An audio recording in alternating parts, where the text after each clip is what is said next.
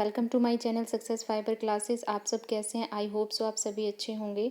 तो आज की वीडियो काफ़ी इंपॉर्टेंट होने वाली है क्योंकि आज की वीडियो में मैं बात करने वाली हूँ एस्टेट टीजीटी जनरल पेपर। यानी बहुत से बच्चों का ना जनरल पेपर में डाउट रहता है। तो आज की वीडियो में मैं आपको बता रही हूँ कि आप जनरल पेपर है उसकी जो प्रिपेयर है वो कैसे कर सकते हैं, how to prepare general paper. अब ये टीजीटी लिखा हुआ है तो इसका मतलब ये नहीं है कि इसको पीजीटी या पीआरटी वाले सोचे कि अनयूजफुल वीडियो है। पीजीटी और पीआरटी वालों के लिए भी उतनी ही बेनिफिशियल है जितना कि टीजीटी वालों के लिए है, ठीक है, क्योंकि जनरल पार्ट तो देखो भाई सब में सेम ही रहता है। अब इस वीडियो में मैं आपको बताऊंगी कि आपको कौन कौन से टॉपिक जनरल पार्ट में करने चाहिए जिससे कि आपका जनरल पार्ट है वो बहुत ज़्यादा स्ट्रोंग हो जाएगा।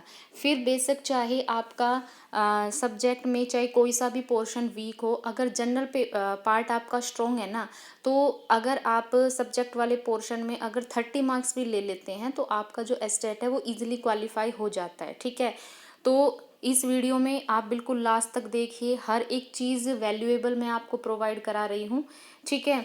तो चलिए शुरू करते हैं। तो देखो आप सभी को इतना तो पता ही है कि जो हमारा एस्टेट का जनरल पेपर आता है टोटल मार्क्स 90 नंबर का रहता है, चाहे हम टीजीटी की बात करें, चाहे पीजीटी की बात करें, चाहे पीआरटी की बात करें।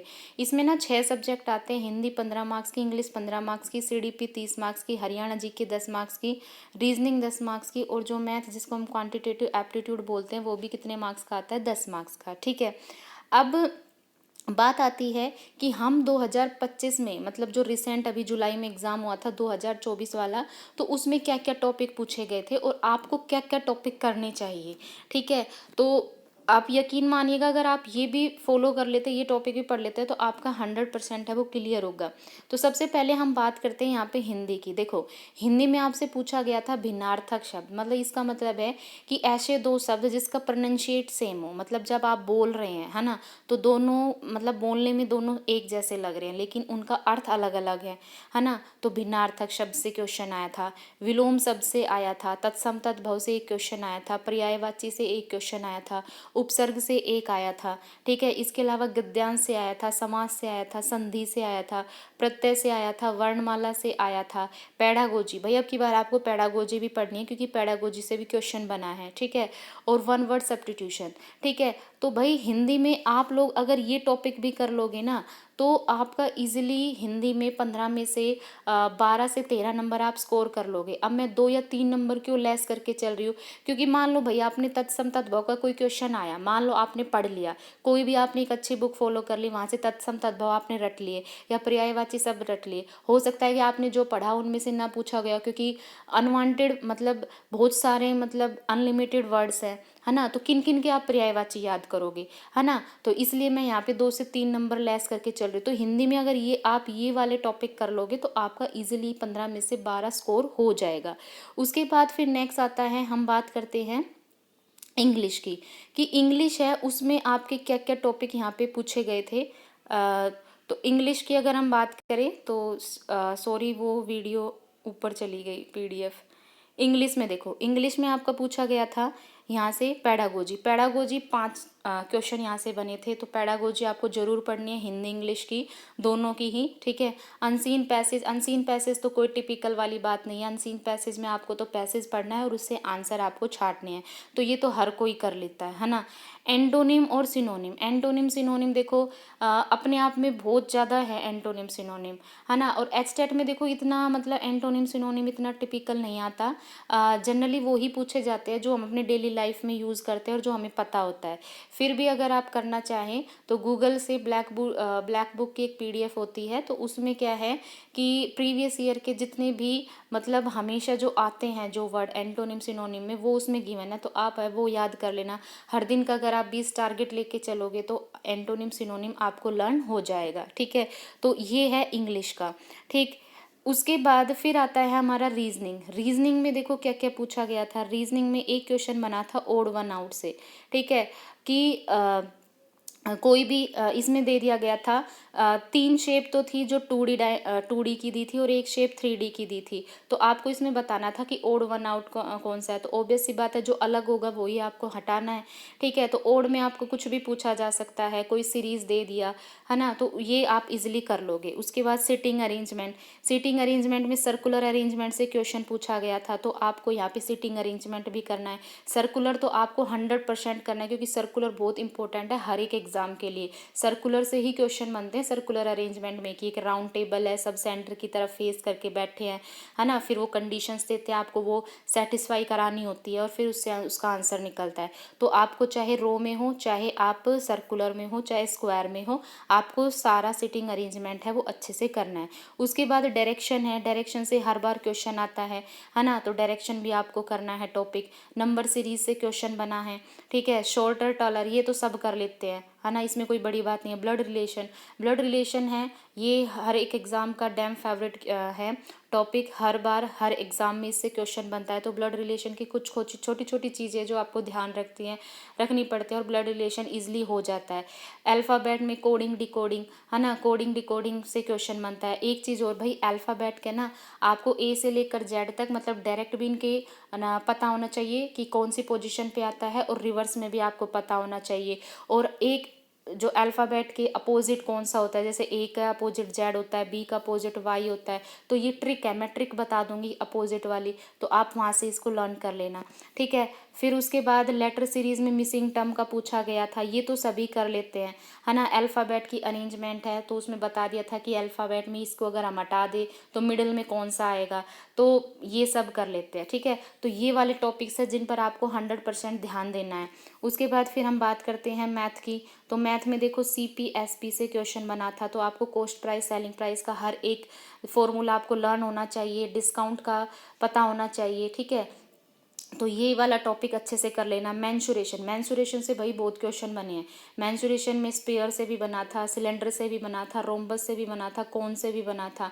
तो आपको मैंसुरेशन पे फोकस करना है। आपको हर एक फॉर्मूला पता होना चाहिए कि स्पेयर की वॉल्यूम क्या होती है, सिलेंडर की वॉल्यूम क्या होती है, सिलेंडर का टोटल सरफेस एरिया क्या होता है, सिलेंडर का कर्व सरफेस एरिया क्या होता है, सर्कल का क्या होता है ना, कोन का क्या वॉल्यूम होती है, स्पेयर का सरफेस एरिया क्या होता है। तो आपको हर एक फॉर्मूला लर्न होना चाहिए, क्योंकि अगर फॉर्मूला लर्न होगा तो ही आप मेंसुरेशन के क्वेश्चन कर पाओगे।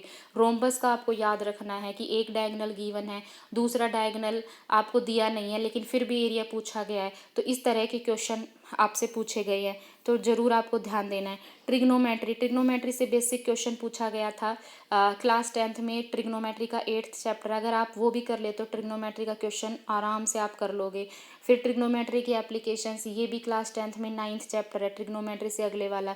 इसमें मतलब ये है कि शैडो की है वो पोल से डिस्टेंस शैडो कितनी है, उसका एंगल ऑफ एलिवेशन इतना है, उसका डिप्रेशन एंगल इतना है, तो ये भी मतलब वहाँ से बना था, तो आप क्लास 10th से कर लोगे। CI और SI कंपाउंड इंटरेस्ट से क्वेश्चन बना था, तो इसके साथ आपको SI भी करना है। डिविजिबिलिटी रूल आपको पता होना चाहिए। स्क्वायर रूट भाई आपको करना है, square root cube root topic है, ये इंपॉर्टेंट है, ये आपको करना है। ठीक है, इसके अलावा फिर टाइम एंड वर्क का पूछा गया था। ठीक है, टाइम एंड वर्क से क्वेश्चन बना था, तो टाइम एंड वर्क भी आपको करना है। अब टाइम एंड वर्क के जैसा ये पाइप एंड सिस्टर्न, तो पाइप और सिस्टर्न का भी आपको करना है। कभी कभी बोर्ड स्ट्रीम का पूछ लेते हैं, है ना, तो आपको ये टॉपिक्स है वो मैथ में करने हैं। ठीक, उसके बाद फिर हम बात करते हैं CDP की। तो CDP जो है ये अपने आप में क्या है, इम्पोर्टेंट है। ठीक है, अब मैं इम्पोर्टेंट क्यों कह रही हूँ, चलो CDP से पहले हम हरियाणा जीके देख लेते हैं एक बार। देखो हरियाणा जीके में हरियाणा की बाउंड्री से क्वेश्चन बना था। इसमें पूछा था कि हरियाणा में कौन सा डिस्ट्रिक्ट है जो सबसे ज़्यादा डिस्ट्रिक्ट से सीमा कवर करता है। तो आपको ये भी पता होना चाहिए आपको हरियाणा की बाउंड्री के साथ कौन से स्टेट लगते हैं, कौन सबसे ज़्यादा बाउंड्री शेयर करता है, कौन सा स्टेट है जो हरियाणा से कम बाउंड्री शेयर करता है, कौन ईस्ट में आता है, कौन वेस्ट में आता है, ये सब कुछ पता होना चाहिए। महाभारत से क्वेश्चन बना था, इसका मतलब महाभारत से तो हर बार क्वेश्चन आता है, तो महाभारत भी आपको यहाँ पे पढ़ना है।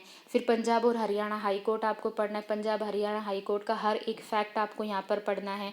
फिर उसके प्रेजेंट में चीफ जस्टिस कौन है, आपको हर एक चीज़ याद रखनी है, पहले कौन है, सब कुछ। फिर जितनी भी हमारी ये गवर्निंग बॉडी है, जैसे HPSC हो गया, HSSC हो गया, तो इनमें कंपोजिशन क्या होता है, चेयरमैन के साथ कितने मेंबर होते हैं, तो इनसे क्वेश्चन बनता है। तो आपको इस तरह से भी ये करने हैं। फिर अवार्ड से क्वेश्चन बना था अर्जुन अवार्ड, तो आपको सारे के सारे अर्जुन अवार्ड करने हैं, स्पेशली आपको 2 साल तक के, यानी जो रिसेंट में अभी अर्जुन अवार्ड मिले थे वो भी आपको करना है। वाइल्ड लाइफ सेंचुरी, कौन सी वाइल्ड लाइफ सेंचुरी किस स्टेट के अंदर है ना, कौन सा प्रजनन केंद्र किस स्टेट में, सॉरी किस डिस्ट्रिक्ट में है ना, कौन सी वाइल्ड लाइफ सेंचुरी किस डिस्ट्रिक्ट में है, तो आपको ये याद करना है। ठीक है, पहले मैंने गलती से स्टेट बोल दिया, भाई डिस्ट्रिक्ट करना क्योंकि हरियाणा की बात हो रही है। ठीक है, तो आपको ये पता होना चाहिए। फिर रेंज से क्वेश्चन बना था। रेंज मतलब आपको 4 ऑप्शन दे दिए थे, अम्बाला दिया था, यमुनानगर दिया था, कुरुक्षेत्र दिया था और एक दिया था रोहतक। तो इसमें पूछा था कि इसमें से कौन सा स्टेट है जो शिवालिक रेंज में नहीं आता है। तो आपको पता है शिवालिक रेंज हमारी किस में होती है, नॉर्थ में। तो हरियाणा के नॉर्थ में अम्बाला, यमुनानगर, कुरुक्षेत्र आते हैं, तो ये शिवालिक रेंज में आएंगे। ठीक है, और जो रोहतक है ये हमारा इधर की साइड आता है, तो ये मतलब नहीं आएगा। ठीक है, तो आपको ये पता होना चाहिए डायरेक्शन वाइज, ईस्ट में कौन है, वेस्ट में कौन है, नॉर्थ में शिवालिक रेंज आती है, तो इस तरह से आपको याद रखना है। फिर हिस्ट्री से क्वेश्चन बना था। हिस्ट्री तो बहुत छोटी सी हरियाणा की है ना, हर्षवर्धन डेंसिटी सारा आपको अच्छे से याद रखना है ये हिस्ट्री का। ठीक है, और स्पेशली हरियाणा के कॉन्टेक्स्ट में आपको याद रखना है, इंडिया में नहीं जाना है, हरियाणा के कॉन्टेक्स्ट में हिस्ट्री पढ़नी है। फिर 2023-24 का करंट अफेयर बना था एक क्वेश्चन, तो आपको वहाँ से भी पढ़ना है। ठीक है, बजट से बना था। उसके बाद फिर हम बात करते हैं CDP की। तो CDP तो भाई इसमें पूछा था लर्निंग कैरेक्टरिस्टिक, कि लर्निंग है वो कंटिन्यूस प्रोसेस होता है, बिहेवियर में चेंज आता है, इससे ट्रांसफरेबल होती है, तो ये लर्निंग की कैरेक्टरिस्टिक से क्वेश्चन बना था। मोटिवेशन टॉपिक आपको करना है क्योंकि मोटिवेशन से बना था। CDP तो लगभग इन्होंने सारी पूछी थी। डेवलपमेंट के जितने भी प्रिंसिपल्स हैं है ना, वो आपको याद रखना है, जैसे सेफ्लो कोडिमल होता है, प्रोक्सिमल होता है, तो ये सारे जितने भी प्रिंसिपल्स है डेवलपमेंट के, ये आपको याद रखने हैं। लर्निंग थ्योरी, हर एक लर्निंग थ्योरी को आप बिल्कुल डिटेल से पढ़ना है, ये नहीं है कि ऊपर ऊपर से पढ़ लोगे, लर्निंग थ्योरी को बिल्कुल डिटेल में पढ़ना है। फिर जितने भी लर्निंग डिसऑर्डर है, जैसे डिस्कैलकुलिया हो गया, एग्राफिया हो गया, डिसलेक्सिया हो गया, कौन किससे संबंधित है, लिखने से कौन है, रीडिंग से कौन संबंधित है, तो सारे लर्निंग डिसऑर्डर आपको याद रखने हैं। फिर डिफेंस मैकेनिज्म में कि रेशनलाइजेशन में क्या होता है, प्रोजेक्शन में क्या होता है, रिप्रेशन में क्या होता है, तो आपको सारे डिफेंस मैकेनिज्म याद रखना है। ठीक है, अभी कुछ एक लड़की का मैसेज आया था कि मैम आप जनरल पार्ट करवा दो, तो भाई मेरे पास टाइम होगा तो 100% करवाऊंगी। ठीक है, फिर मैस्लो थ्योरी से बना था, इंपॉर्टेंट है मैस्लो थ्योरी। थॉर्नडाइक थ्योरी से बना था। इंक्लूसिव एजुकेशन, अपराधी बालक की विशेषताएं, टोलमैन थ्योरी से बना था। मूल प्रवृत्ति से पूछा था, मूल प्रवृत्ति के करस्पॉन्डिंग इमोशन कौन था है, तो ये 14 मूल प्रवृत्ति और 14 के करस्पॉन्डिंग इमोशंस है, वो आपको याद रखना है। प्याजे theory, Kohlberg theory, CR theory, intelligence question बना था। ये जो फॉर्मूला होता है ना, mental age upon chronological age into 100। ठीक है, तो ये फॉर्मूला आपको याद रखना है क्योंकि इससे न्यूमेरिकल बनता है। कोलर की इनसाइड थ्योरी से बना था। लर्निंग कर्व से बना था। ड्राइव रिडक्शन थ्योरी से बना था। ब्रेन स्टॉर्मिंग का डेवलपमेंट किसने किया था, तो ओसबोर्न ने, ये चीज़ याद रखना। इमोशनल इंटेलिजेंस आपको पढ़ना है। विजुअल इम्पेयर्ड पढ़ना है। हेरिडिटी एडोलोसेंस पढ़ना है। इंटेलिजेंस थ्योरी से पूछा था। CCE पूछा था, कंप्रेहेंसिव और कंटिन्यूअस इवैल्यूएशन। और पर्सनैलिटी टॉपिक से मेथड पूछे थे। तो भाई CDP तो इन्होंने लगभग सारी ही कवर कर ली, तो CDP तो आपको पढ़नी है। अब मैं CDP को इम्पोर्टेंट क्यों बोल रही हूँ, क्योंकि भाई एक 30 मार्क्स की आती है। अब आप घर पे बैठ के पढ़ते हो तो आप क्वेश्चन जब लगाते हो इजिली सोल्व हो जाता है, लेकिन भाई जब आप पेपर में जाते हैं तो वहाँ पे एक प्रेशर होता है, लिमिटेड टाइम होता है, तो उस लिमिटेड टाइम में आपको पूरा पेपर करना होता है। तो जल्दी जल्दी में बच्चा वो CDP का क्वेश्चन गलत होता है, कराता है, क्योंकि वहाँ पे हमें ऐसा लगता है कि ये भी इसका आंसर होना चाहिए, ये भी इसका होना चाहिए, और उस वजह से हम गलत कर देते हैं। ठीक है, और घर में क्या होता है, एक पीसफुल माहौल होता है, तो हम वहाँ पे इजीली कर लेते हैं। ठीक है, तो CDP को आपको अच्छे से पढ़ना है। ठीक, तो ये था हमारा एस्टेट TGT जनरल पेपर कि आपको जनरल पेपर में कौन से टॉपिक पढ़ने चाहिए। PGT PRT वाले भी ये टॉपिक जरूर पढ़े। ठीक है, तो आई होप सो आप सभी को मेरी वीडियो अच्छी लगी है। नेक्स्ट वीडियो में मैं आपको बताऊंगी कि एस्टेट TGT जो साइंस है उसकी प्रिपरेशन आपको कैसे करनी चाहिए, तो उस वीडियो के लिए वेट कीजिएगा। वीडियो एक दिन बाद आई है क्योंकि यहाँ पे ना नेटवर्क में थोड़ा इशू हो गया था, इस वजह से वीडियो अपलोड नहीं हो पा रही थी। ठीक है, so thank you very much.